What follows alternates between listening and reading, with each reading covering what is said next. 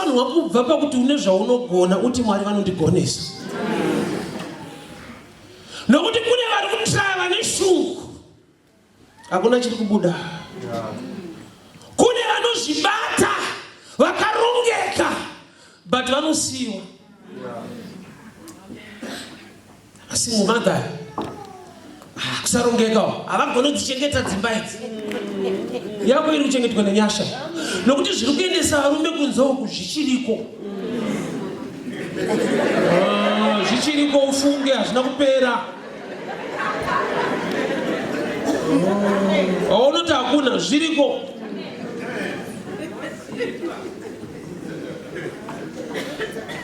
Kune nyasha dzinongoti iyi yako iyi inochengeteka. Pane pataisa credit human effort. Patiri suppose ngoti asi Mwari tinokutendai nekuda kwenyasha. Iso wakatidanawo nenyasha Mwari uyu. Somebody akambai kwandiri achitaura neni. Because kana tiri kuma streets we preach from Monday to Friday every day. Saka nakati munozvigona sei? Ndikati handizvigoni, ndikutogoneswa because zvakatooma. Aimo munaivati takarongeka, we are so prayerful, tinozodai 6 ways how to make it. Hapana 6 ways. It's only one way, by His grace. Osakana zvakufambira unoda kuomesera vamwe so 12 ways how to make it. Iwe wakaita tikorufere. Asini akamukuti tsano uyai muparidza ndezvenyasha. Adina problem nevanyori vanonyora how 6 ways how to make it, 4 ways how to make things happen. There are times ekuti things will just happen by His grace. Kana achisumudza marombe kubva muguruva, kana masumudzwa mapa zvigaro nemachinda, musanyepera vanhu kuti unozosumudzwa wambodai iye akatokusumudza uri rombe. Tinoda kuvadza kamuka history kaoso. Because kwavari kwati hazizoda kuti vataure kuti taizodai takabviswa uko. Anongotaura kuti ndandafoira hangu pandakazonyorera. Anokukuwadza ini kuverenga. Unofa uchinyora midzi vanhu vanokukuwadza.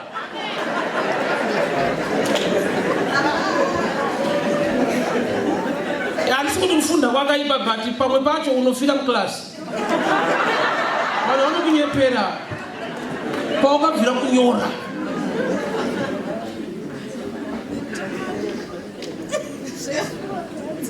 Thomas ati inini handisi kuzotenda kusvika ndabata mavangasho. Mahari hamuna kutenda, atoti haunot believe. Isingaite manje. But ndiye Mwari akufunga kuti tsano raramai.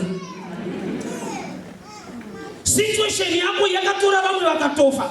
Mukadzi airead the issue of blood. Number one thing, asati celebrate healing, aifanira to celebrate when she was a survivor. Why 12 years bleeding is not a joke. Imagine 12 months bleeding. Imagine 12 hours bleeding. Yet akaita 12 years but achifamba. Zvinouraya vamwe iye akachovha nazvo. Kuna baba vako aine mwana wako kuna Jesu vachiva kuzokomplaina zvandakaine mwana wangu kwadzidzi vako vakamutadza. Saka unoona ndoda kungomakisa mafundisi. Amudhara yanga aida kungowaratidza kuti umana basa mukutadza. Ndakaine mwana wangu kwadzidzi vako vakamutadza zvikamubata zvinomuisira mumoto kana kuti mumvura. Alright vatadza. But wadi kumbouyawo kuzotenda papi pazvinomuwisira mumoto hazvisi kuda kutandara naye. Zvoda kuti atsve afe. Pazvinomuwisira mumvura hazvisi kutandara, zvoda kuti anyure. Uchiita kunzwa story iwe uchigara imomo. Yakarira pasera vakatorerwa mota ava vakarobwa iwe uchinoti asi dai Mwari achindirangarirawo. Thomas yauri kubata ibatike nyore. Unoita kunzwa nyaya sekunge munhu asiri uno. Manzwira atinodziita tiri kuZimbabwe ndomanzwira unodziita uri mukati mazvo. Asi moyo wako unokuti dai Mwari dai vandirangarira. Dai Mwari vandichengetawo vandirangarira. Mauri kurarama hamuraramike. amugarike munorema munorwadza mune nyaya dzirimo but une nyasha dzakakuchengeta zvekuti unoita nyaya dzekunzwa sekunga ugare kuno kana zvako kurukuru unongoti tongozvinzwa ina asanda zvione zvinoita kuti usazvione chii kuna anokunjengesa. For thy word is a lamp unto my feet. Mwari unogaidha tsoka dzako.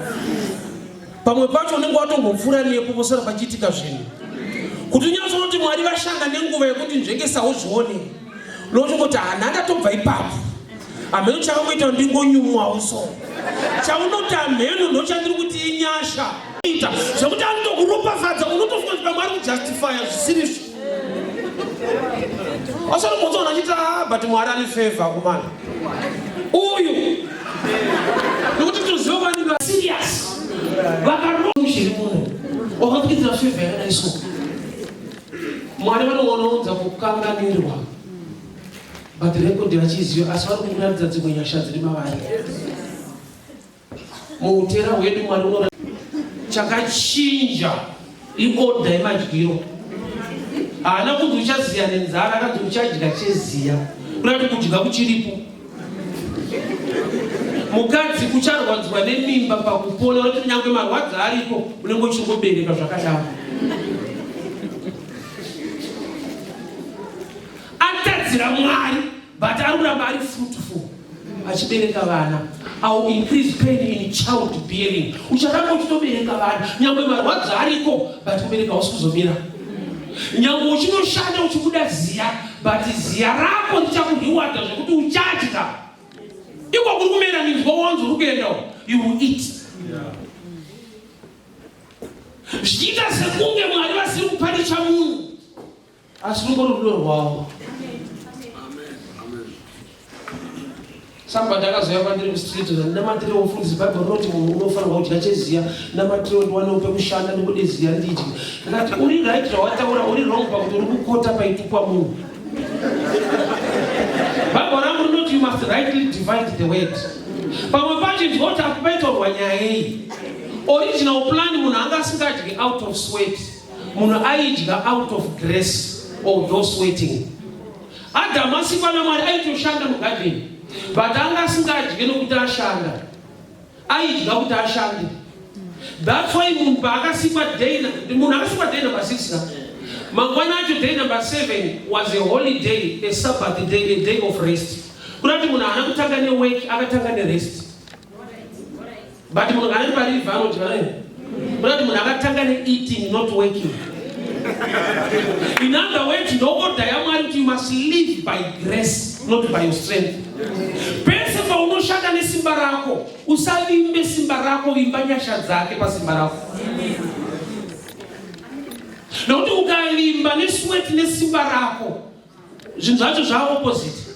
Pautonzi uchadya cheziya mazuva anogona kutobuda ziya nekusadya. Unoshandira mahara vanochavabhadhara. So pakuda nyasha dzaMwari dzinokuchengeta. Ukatarisa upenyu hwako zvakuvadza vamwe wakapindana nazvo. Vanhu mukasika ukaona kuti asi dai Mwari vandirangarira, dai Mwari vandisimudzira, dai Mwari vachinja malevels elife yangu. Level yautoriyo pane nyasha zhinji. Kune vakamukira mangwanani vachida kundoona Jesu vakatadza, vakada kumubata vakanzi usandibata. Haasi maEdheni, vanhu vane shungu vari kutoreresa. But when Thomas wapiwa opportunity isina kupiwa vamwe. Kurati kana ari Thomas anofanira kunamata with a difference. Mukadzi ane the issue of blood wauya behind akabata the hem of the garment akaporeswa. Andikune song yekuti I need your touch once again. Mukadzi we issue of blood haana kuimba iyoyo akati I'm coming to touch. Akatoimba opposite haana kuti ndikuya I need your touch akandobata ndega.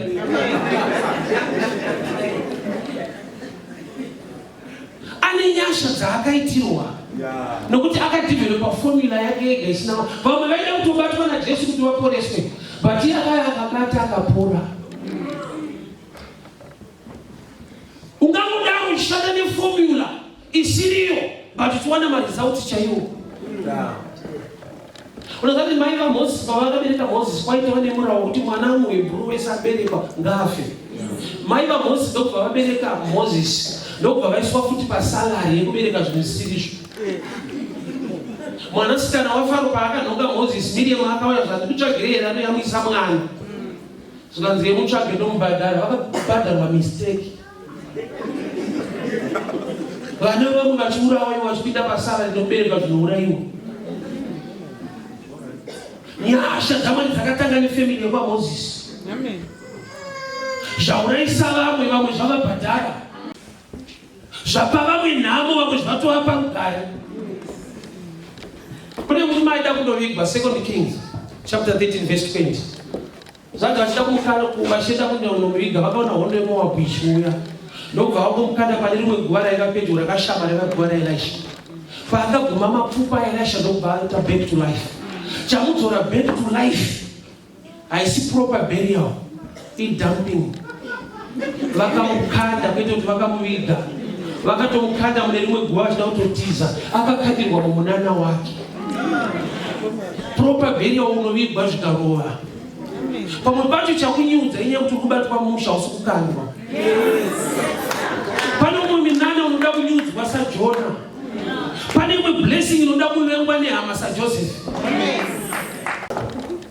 Kare vanhu vaiyambirwa kuti ngwarira vavengi vako mazuva ano ngwarira munhu anokuda. Munhu anokuda dangerous. Uchiona BP dzinovamwana so inyaya vanhu vanodanana nawo.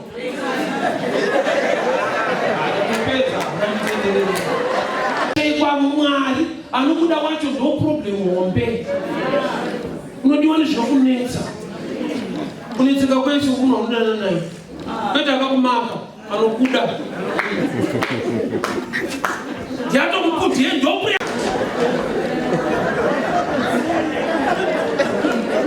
Thomas yawabata. Ile vane shungu. Ile vanhu vari serious varikuitsvaga haisi kubatika.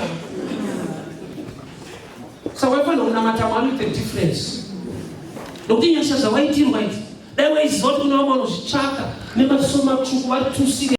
Iwe wako anoswera aripo. Hauna kana problem. Pane kuti utoona Nyasha DzaMwari uchiri kukomplaina. Yawabata yarambirwa vamwe. Tine zvatinoudza vanhu zvinotsondora. Unozati hakuna chinobhohwa chekuti problem yako zvinhu zviri kunetsa zvekuti chechi ufunga kunotonyewa munhu. Manje vangandidaro hakusi kudenga. Vanotodaro panyika pana.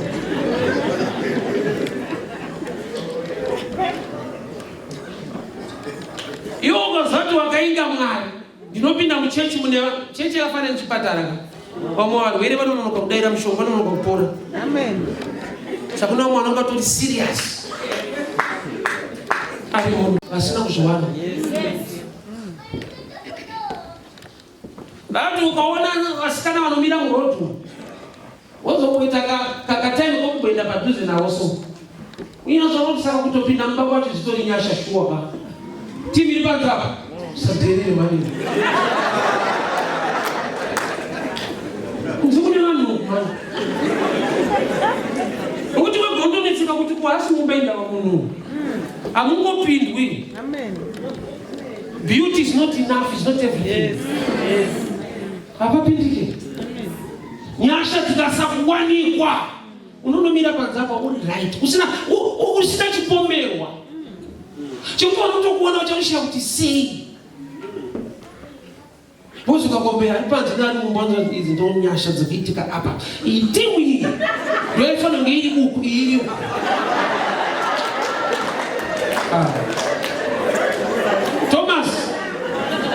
Thomas yawabate.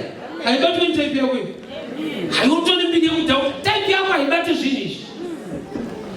Osa kune imwe blessing yekuti unemo chatofanga nemapepe utono magume kumaraka kuitira. Because hachifite.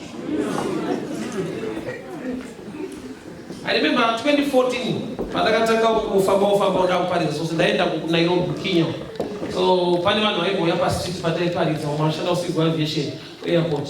Saka tona ndichitodzoza bhegi richisvika so. mufundisi wangu wekurodi ndobva anibvunza muripengedzani azvifite Thomas azviti mutembi yako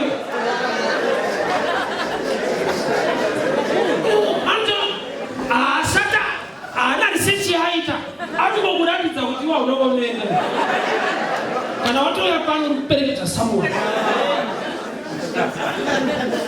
unotopedzisira kuburitsa maboarding pass kuti ndini apa ukasatodaro noramba achiramba because utori Thomas checha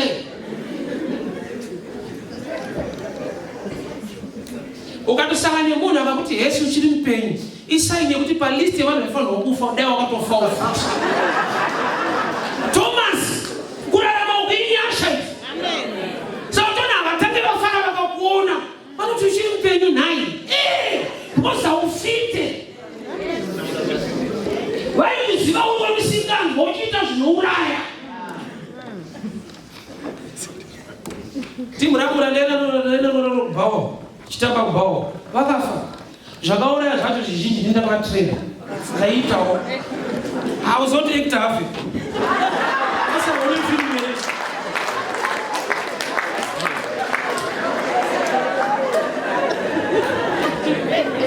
zvakuti nhasi ndikatarisa ndikataga mazita ndikaoti vamangu vakatoenda ende zvakauraya zvacho zvimwe ndakavadzidzisa ndatoo Thomas andambozvibate ndakatobatwawo nenyasha but kana vanhu vachitaura soitaisana ningi onai vatokura havazvibata vakomana kufunga kwevanhu hatinambozvibata izvi takabatwa naiye because paakati njengesa itaida kutopinda ndiyakatoti njengesa tinobvawa kuti taitonzvira nzenza pamwe pacho tairohwa siya ndewangu waitorohwa kuti urarame daitina kurohwa daitakavatona kavanhu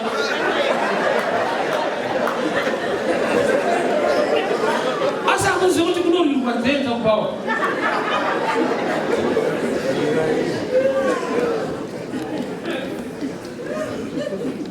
saka vanhu vakuona kuti vakomana vazvibatawo shomwana akavadana vakomana munatati mubvunza munozvifambisa sei aiva ndiye ari kutozvifambisa ndaimboudza vanhu testimony yemuchato wangu 2017 kana wakachata sondange munhu akarongeka straight asauziva ndobvavarongeka pamwe pacho wakatorongerwa nenyasha namwari iwo hauna kana focus ndakarora namadho avo musanda akunamata vakatoita zvekutizira ndezvi vakatoya nesechongo vanoenda maisira nesencho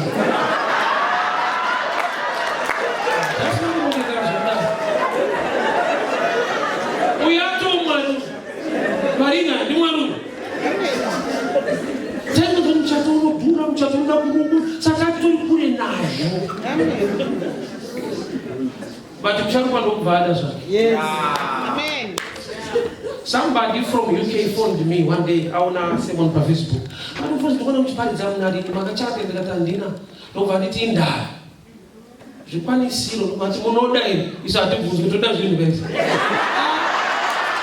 zvakanaka chaizvo unoda ine Bible rinotondipupurira kuti baba venyu vanoziva kuti munozvida saka nokanyekwa kuti hauzvide Bible rinoti hanzi baba vanoziva kuti munoenda sei ndobva nditaya waenda inotora quotation kuti media inoda mari venyu vanoda mari pakanonoka kuedza saka kuti kakumburirwa kutoita dzungu nguva ino ndinonokera ndakambopinda mangwana mutauni tikapedza zvese by 9 tikafona akandipei 1 hour after 1 hour ndobva aisa mari yese paWestern Union yemuchato wese kutozivisa vanhu kuti nechipiki muchato indakuva muchato mutora time mutora mari imari yacho 1 week vemasteps vaitamba neusiku neusiku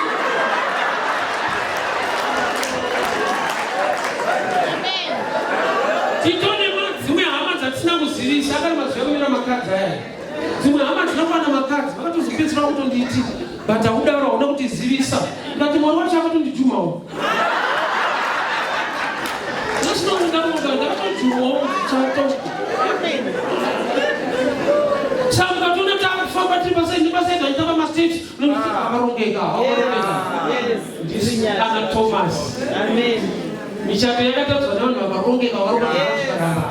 But Thomas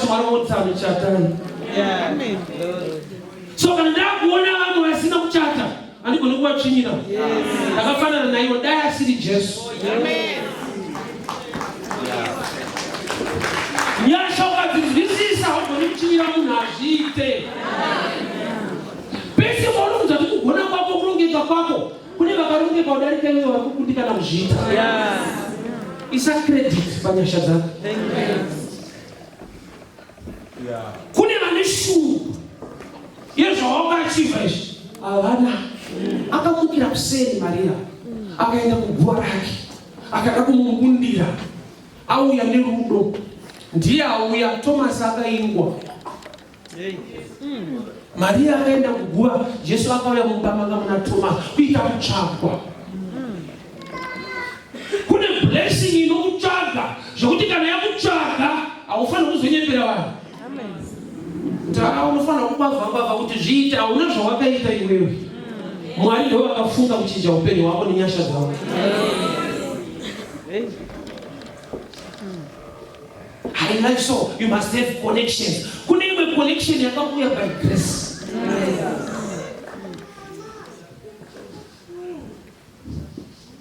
Kana wapa nemachinda uda pachena kuti akatisumudza kubva muguru akatiisa pano.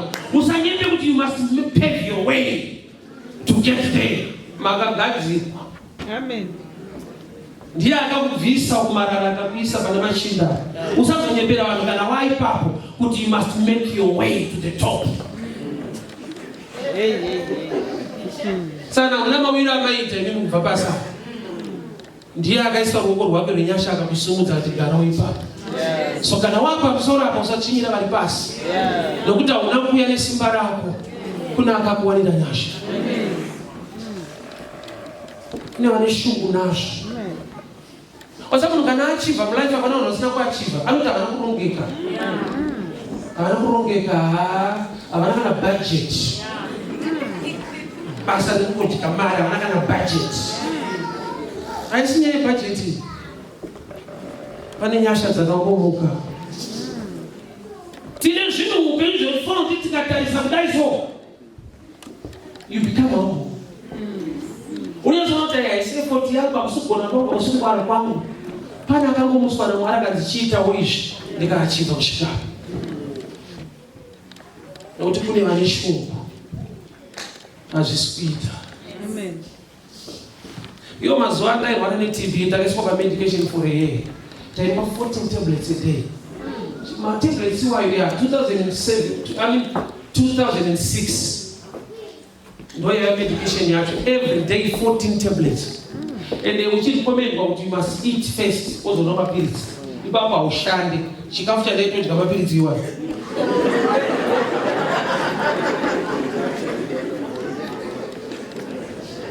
Vamwe vangu vaitonwa the right medication. Vakadevelopa imwe TB yange 3 yakaresista mushonga wakafa.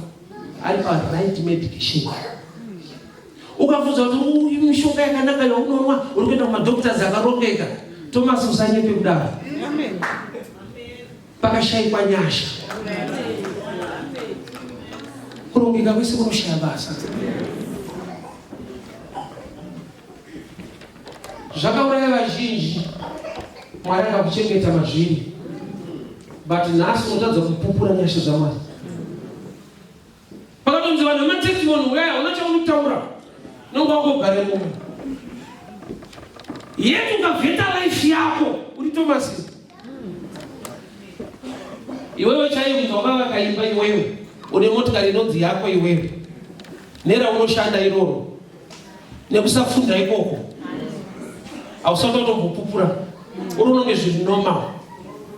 Hazvisi normal izvi.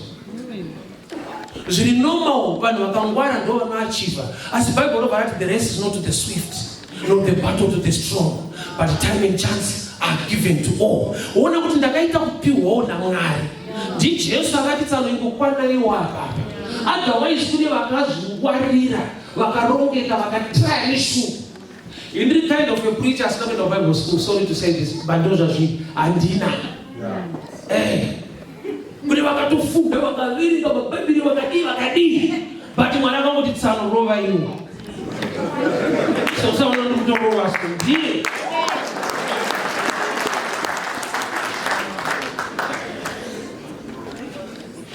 Unotorova vakafunga tonzwa titsanurova.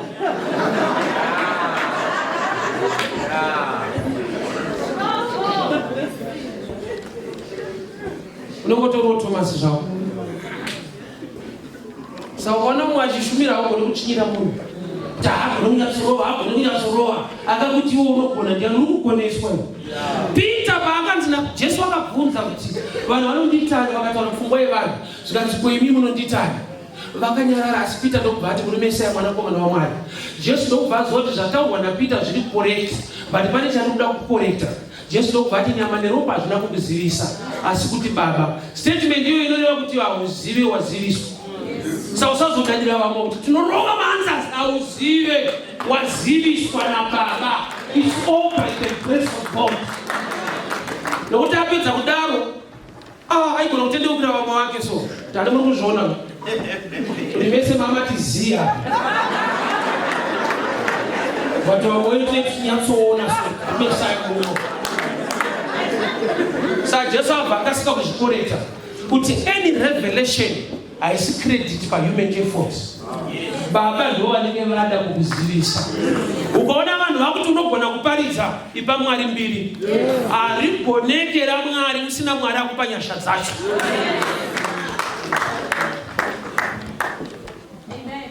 Zvitrai nehuman effort tuone hazvibude.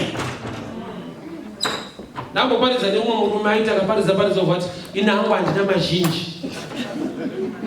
Ndakasunga ndikati sorry ndine mazhinji. Unotanga kupindisa munhu. Gamba hasi zvapa ndine mazhinji. Ndingoisa credit pana Mwari ane zvizhinji. Haisi nyaya yangu. Vanhu vanoparidza vafanira vanhu vanoverenga news. Munhu anoverenga news asi akatsvaga news dzacho. And haaverenge dzaanoda anoverenga dzaapiwa padesk. Saka hakuna anobvita umwe. Bozi kuparidza kutaura zvavanzi naMwari kutaure kwete zvawaronga. Saka apedzawo kutaura ataura zvavanzi naMwari ataure. Saka unomukunda sei mese maverenga news dzamapiwa. Amen. Haisi competition. Mwari une chikonzero. So kana vanhu vakazoti uyu anenge anorova stereki ingoziva kuti ndiThomas wamuri kudaro. Hatombokunda mari yamukira kugowa. Vangonzwo tsano ingobata iyo bosi mukasabata nitokuluza iyo nokudhauta dai. Tikuti Thomas Jesu ari kumuda. Andozvati time ikasabata tauza pana. Toshaya mufundisi manje akasabata. Saka tsamuchibata kuti timu irambe yakakwana. Peter paakati chikana makure kwakadzinga akabata hove. Peter vamwe vese vaparidzirwa naJesu but Jesu akusvika pakuzviziva kuti vadaparidzira vatenda but Peter akasabata atendo. Saka tinoti Peter paakabata hove dzakawanda akati shibvai pandiri ndiri mutadzi. Hove dzakamuparidzira kudarika message. Hove dzakatomudzatsana hamusikaiti but message haina kumuconvince kuti mutadzi. Fish ndo dzakamuudza kuti hausikaiti. Akabata zhinji akati ishe ndiri mutadzi bvai pano. Kureva kuti zvauri kuitirwa Peter Mwari une chikonzero anokuda. Variko vekuti vakasapirwa zvinobatika tinovaluza. So haisi nyaya yekuti vanodiwa kudarika vasina zvavabata. Inyaya yekuti Mwari vanoziva utera hwako.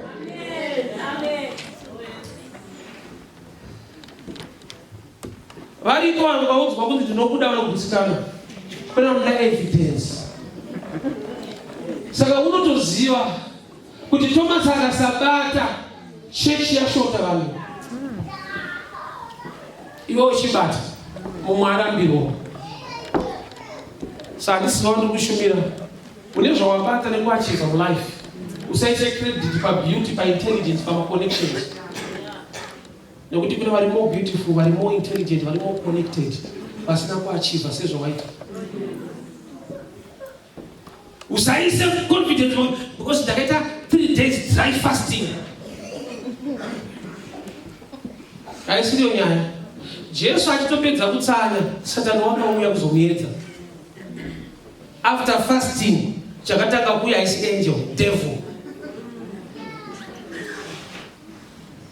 Saka ndaifunza kuti kutsanya kunodzinga Satani. Aiwa anozouya wapedza. Anza Jesu achingopedza Satani pashi. So zvimwe zvaunoitirwa naMwari hazvina kuti havazive zvaunenge uchiita. Zvinotonyangadza zvakurama life graduate. Zvinoita. Zvekuti vanhu level yavanokuisa ukatozotaura ndovanozozvishama kuti grade 7 munhu akavakaipai. Nokuti vanhu vane vanhu zvavanofungidzira kuti ukana waita zvakati unofanira kunge uri palevel in life. Yet kune level yaunogadzikwa nenyasha dzaMwari. Asi kana chengetedzai dzimba idzi, vauri kuti havasi kudzichengetedza, vanotoshingira darika iyoyo. Vanoshingira zvisingaiti. But kune mweya unoorwa nefamily yake, ukaendesa murume wake. Iwo wako kusaenda uko haisi nyaya zvakawanda kuti ari kuzvibata nekudini nekudini. Pamwe haana zvekuendesa nokuti kunodhura na. Asa uzvizive. Kunze uko hakudiwe munhu kunodiwa zvine munhu. Munhu anodiwa kumba kwake chete. Kunze uko havaiti zvelove. Havaiti izvozvo. Saka uchifudza kuti murume wangu handinai pamba, hagoni kubata murume wamushe saka vakaenda. Wakawana zvekuendesa anomukira kuseni.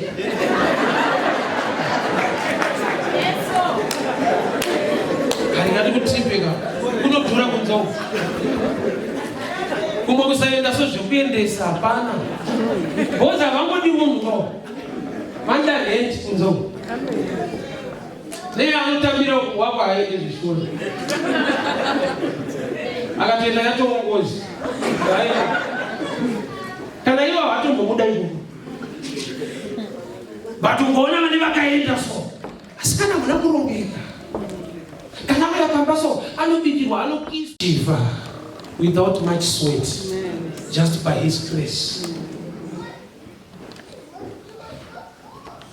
Kune zvinobhadharwa nevamwe. Mwari zvaanogona kukupa pachena. Ndine maslota ndinoparidza kuredhiyo. Slot yekuredhiyo kana uchiida iwe uchida unoparidza. Just for 30 minutes, 1,500 years. 30 minutes. Kune vanototsvaga mukana iwe vachienda vachibhadhara vachiita. By grace ine ndototsvakwawo.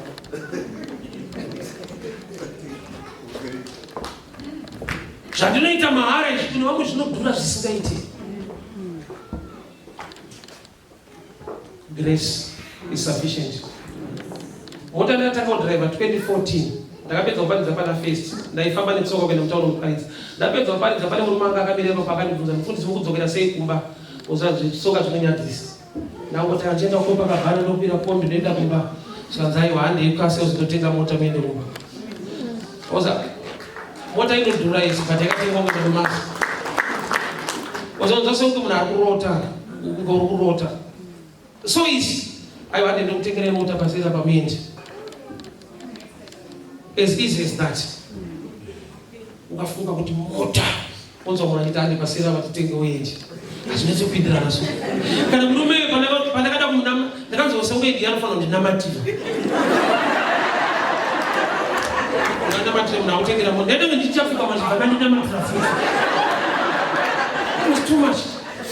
Akaita zviro so easy. Ikatotengwa ipapo masikati ndapinda mutauni netsoka ndamuzongomba ndichidriver. Ende kana watombinga pa 2 minutes pane kutumanya kuti unoweso. Chitosvika kumba ndamuvhura gate ndakaridza bhero ndadovhura gate. Andambokudza ndikakomborero ndoita zungu kazvi. Otokanganwa kuti ndiwe Thomas. Mwana kuti wavhura gate ndikapinda muya dzadzimai kubvunza kuti motikari yangu. Kati ndedu. Ndakatoda tandeimusha asatageza munogezera imota kwedu. Munogezera musha.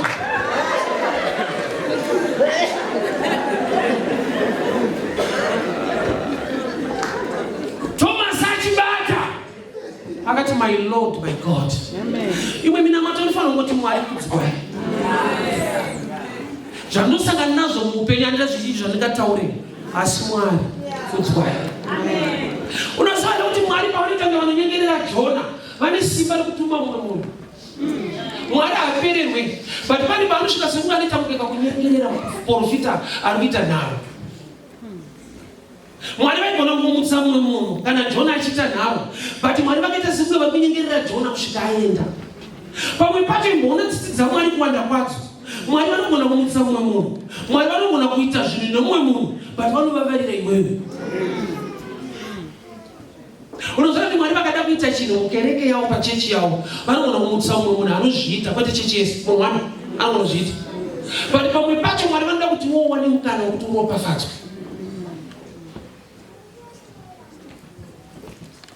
Mwari vaigona kushanda nevamwe vanhu, kwete nini wakatora bhawa.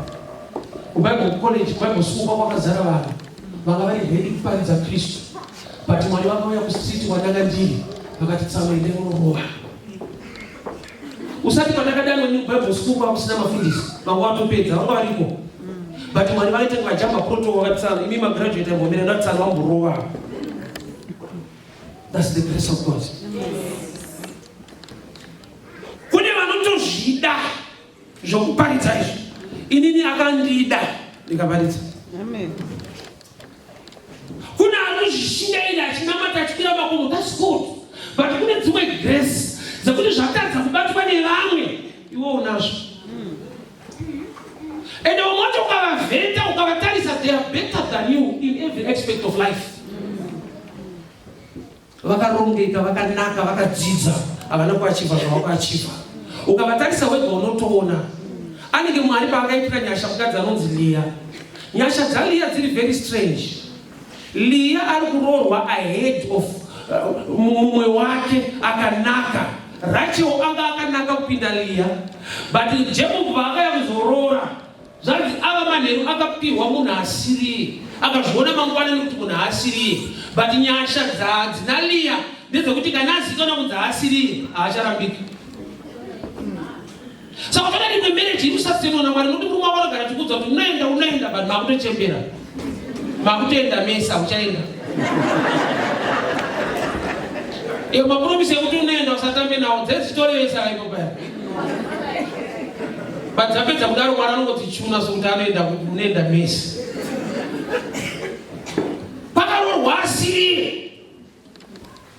Mhuri ikatokura vakachembera vese nemunhu ari kunzi wandipa asiriye. Mumarriage mune maregrets arimo. Mwari vaitota kumana ndakabhaiza. Kubhaiza ikoko muchichembera nekubhaiza. Zviri kwese vaidza mukadzi kana murume. Apa nendakamhanya apa. Mukumhanya imomo makutomhanya mese. Mwari ada zvake. Leah anoita mai guru kune munhu akanaka. Zvokuti akanaka aibvunza wacho akati shate kuti dzimwe munadzo dzimba dziri sei. Imagine kuti murume mangwana kuseni anomuka achiti munhu wamandipa type yacho haisi. Umva machembera mese netype isiri. Mwari akafunga kuropafadza Leah. Saka chatoziva Leah haafanira kuchinyira munin'ina wake nyangwe apinda ahead 7 years in marriage. Why? Nekuti chaita kuti uroorwe, Jacob haana kuinga iwewe, akainga wasina kuroora. Saka waroorerwa relationship yako nemunin'ina, kwete yako nemurume. Nokuti uri sister, you are related. Ukangoziva kuti zvaitwa izvi haisi nyaya yangu, ini handiqualify, havatombondidi. Ukangoenza ndotoonekwa kunzi uyu haana kufunda. Unoziva alright, murandiratidze Nyasha. Basa paunoshanda iwewe, zvikangonzi next week munhu uya nemapepa ako kubva papermit kusvika pacertificate, wega unoziva kuti finish. Unototaura wega uchikuda ipapo finish. Haudi process, unoziva kuti haha zvavharara. Chinoita kuti vambokanganwa kuvhunza nyaya idzodzo, kuna Mwari akangotisiyawo munhu wangu asenzi. Asi nyaya dzacho anombodza kuti chitaurwa so. Vari kuenda June, ayo vakuenda December. Madheti wayo haasi kuchinjwa newe. Yeah. Amen. Mwari vakazviignore, panoenda munhu.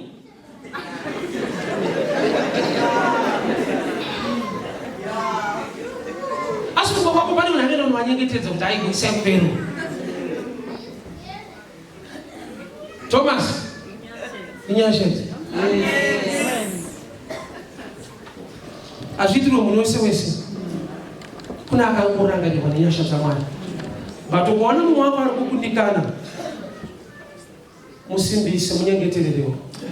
We are a family. Simbari fellowship ndere kugona kushare uende kumira sehama tichinamatira.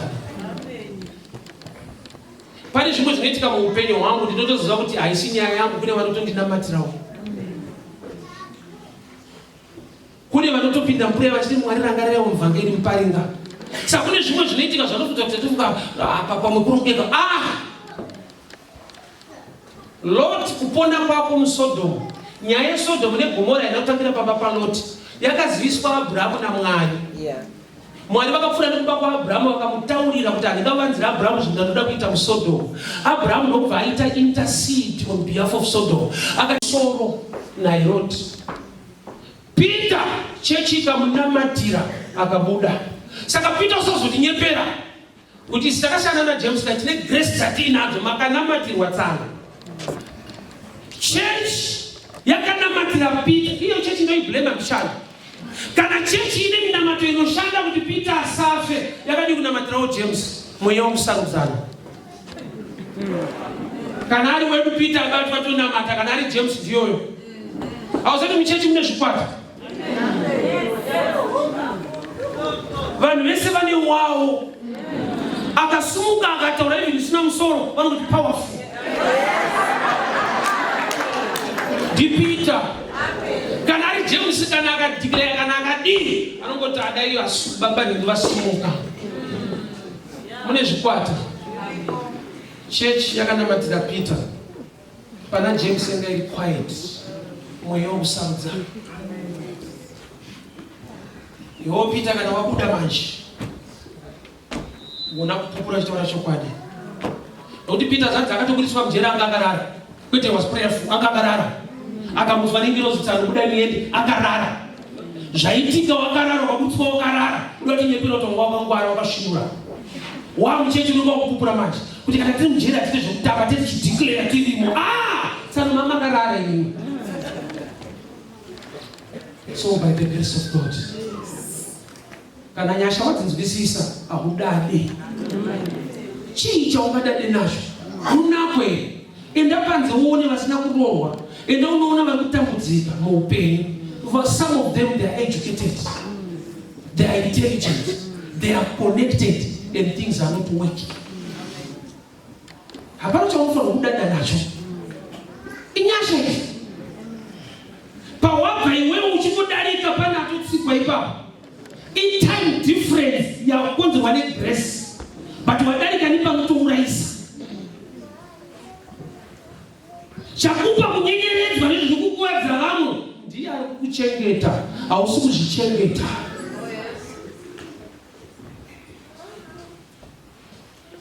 Zvakamukirwa kuseri zvikatadza kubatika, vemasikati vakazvibata. Zvakapotswa negraduate grade 7 rikazvibata. Grade 7 kana rabata rada kutsangurwa zvikunyepa manje. Ndakazonyorera because life ufana kurongeka.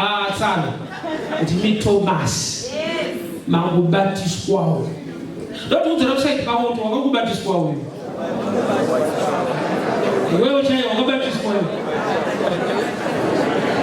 Waiwakaimba, waidrive mota, wairorwe, iwe wakabatiswawo. Hapana chekuchinyirana tese takangobatiswawo. Nyasha. I want us to pray. My prayer and your prayer to thank God for His grace. Also, we got 1 minute prayer.